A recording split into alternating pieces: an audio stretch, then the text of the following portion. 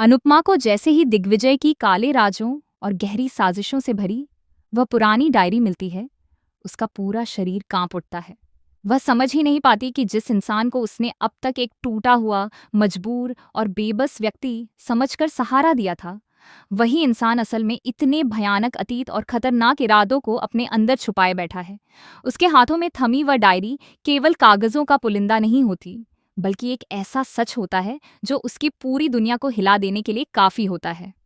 अनुपमा के मन में उस पल हजारों सवाल एक साथ उठने लगते हैं, और हर सवाल उसे और गहराई में डर और बेचैनी की ओर धकेल देता है।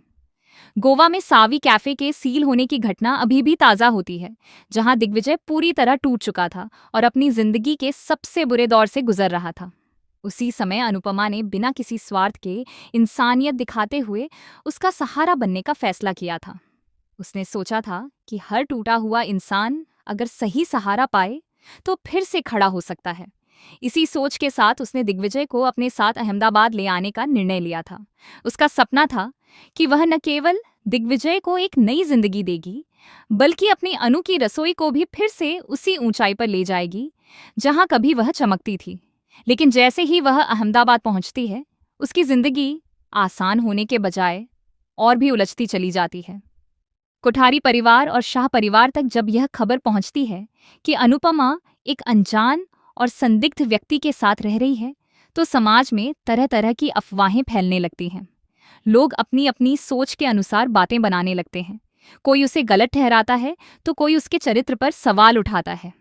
जो लोग पहले से ही अनुपमा से ईर्ष्या या नफरत रखते थे, उनके लिए यह मौका आग में घी डालने जैसा होता है। हर तरफ से उसे मानसिक रूप से तोड़ने की कोशिशें होने लगती हैं, लेकिन अनुपमा इन सब बातों को नजरअंदाज कर देती है और अपने काम तथा दिग्विजय की मदद पर पूरी तरह ध्यान केंद्रित रखती है। उसे लगता है कि वह सिर्फ एक ऐसे इंसान की मदद कर रही है जो जीवन में हार चुका है, लेकिन असलियत इससे कहीं अधिक भयानक होती है। दिग्विजय धीरे धीरे बेहद चालाकी से अनुपमा के मन में अपनी जगह बनाता चला जाता है। वह खुद को इतना असहाय और टूटा हुआ दिखाता है कि कोई भी उस पर शक करने की हिम्मत नहीं कर पाता। उसकी आंखों में आंसू और आवाज में दर्द इतना सच्चा लगता है कि अनुपमा भी उसके झूठ और सच्चाई के बीच का फर्क नहीं पहचान पाती। लेकिन उसी मासूमियत के पीछे एक बहुत बड़ा छल छिपा होता है, जिसका अंदाजा अनुपमा को तब तक नहीं होता जब तक वह उस कमरे तक नहीं पहुंच जाती। जिस दिन दिग्विजय घर से काम के बहाने बाहर जाता है और जल्दबाजी में अपना कमरा खुला छोड़ देता है, वही दिन उसकी उसकी जिंदगी और अनुपमा की सोच दोनों को बदल देने वाला साबित होता है। अनुपमा जब गलियारे से गुजर रही होती है तो उसकी नज़र उस खुले दरवाजे पर पड़ती है। पहले तो वह उसे सामान्य गलती समझकर अनदेखा करने की कोशिश करती है, लेकिन फिर उसकी इंसानियत उसे कहती है कि किसी के कमरे को ऐसे खुला छोड़ना ठीक नहीं है। वह अंदर जाती है ताकि दरवाजा बंद कर सके, लेकिन जैसे ही वह कमरे में कदम रखती है, उसका पैर एक बैग से टकराता है और वह बैग जोर से जमीन पर गिर जाता है। उस गिरते हुए बैग से जैसे ही धूल उड़ती है, कमरे का माहौल और भी रहस्यमय हो जाता है। अनुपमा झुककर जब उस बैग को उठाने की कोशिश करती है, तो उसके अंदर से एक पुरानी, फटी हुई और धूल से ढकी डायरी बाहर गिर जाती है। उस पल उसे नहीं पता होता कि यह छोटी सी डायरी उसकी पूरी जिंदगी की दिशा बदल देगी। जैसे ही वह उस डायरी को खोलती है, उसके हाथ कांपने लगते हैं। पन्ने पलटते ही उसे एक ऐसी तस्वीर दिखाई देती है जो उसके होश उड़ा देती है। उस तस्वीर में अनुज और श्रुति एक साथ होते हैं, और वह तस्वीर साफ तौर पर किसी पुराने रिश्ते की गहराई को दर्शाती है।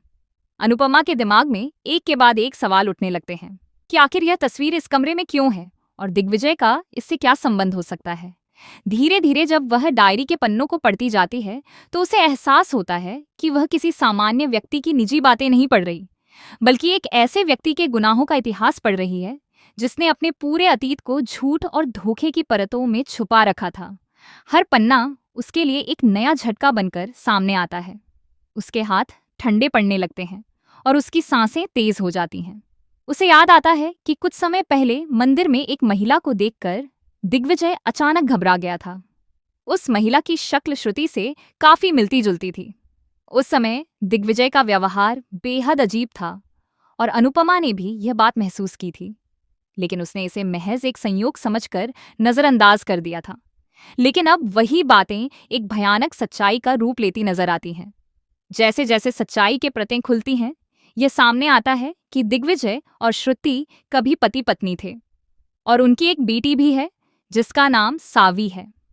अमेरिका में उनका रिश्ता बहुत खराब मोड़ पर पहुंच चुका था और अंततः उनका तलाक हो गया था। तलाक के बाद श्रुति की जिंदगी में अनुज की एंट्री हुई और दोनों के बीच नजदीकियां बढ़ने लगीं। यह बात दिग्विजय के अंदर नफरत और जलन की आग भड़का देती है। दिग्विजय अपने अहंकार और जुनून में इस कदर अंधा हो जाता है कि वह अनुज को खत्म करने की योजना बना लेता है। उसे यह बर्दाश्त नहीं होता कि श्रुति उसकी जिंदगी से निकलकर किसी और के साथ खुश रहे।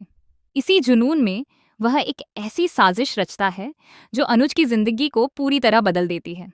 डायरी में लिखी बातों के अनुसार अनुज के साथ जो भयानक हादसा हुआ था वह कोई दुर्घटना नहीं बल्कि एक सोची समझी साजिश थी जिसका मास्टरमाइंड दिग्विजय ही था।